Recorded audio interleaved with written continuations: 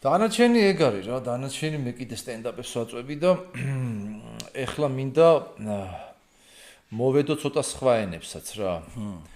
ბელგიურ ენაზე მინდა და ინგლისურ ენაზე ამერიკას როცა ვეწვევი და ბელგიური არის არ მგონია გამომივიდეს, მაგრამ ჯერ ყოველ შემთხვევაში ქართული მინდა, მე მინდა დავამკვიდრო ქართული სტენდაპის ახალი ენა, სტანდარტი. ოკეი. განა ისეთი იყოს, როგორც ამერიკელებს აქვს, როგორც იყო ადრე და როგორც ხონდა თუნდაც კაცო ბერძნებს.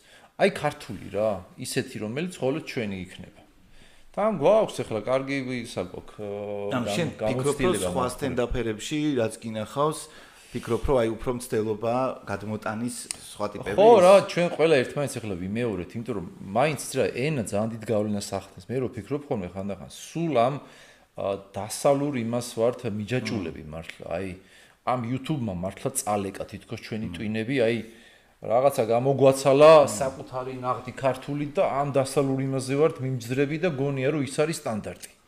კი, მაგარია კაცო. ანუ რა გვინა, გვერთმევა ქართველობა, ანუ ვართმევენ ქართველობა შენ.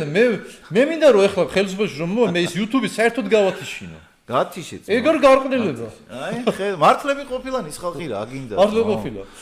ხო და მე მაქვს აი ეს მოყავი რომ რაღაცა ქართული ვიპოვოთ რა.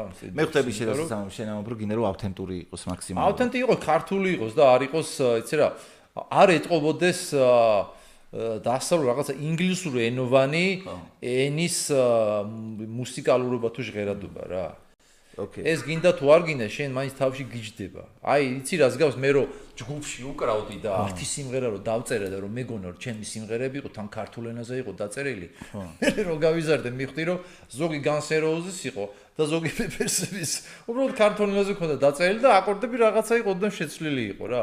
იმიტომ რომ ხოიცი რასაც ისმე შენ თავში ეს ილექება და მე შენი ამას იმეორებ, ოღონდ იმეორებ შენებურად და შენ გონია რომ შენია. ამის გარჩევა ხო ადვილი არ არის.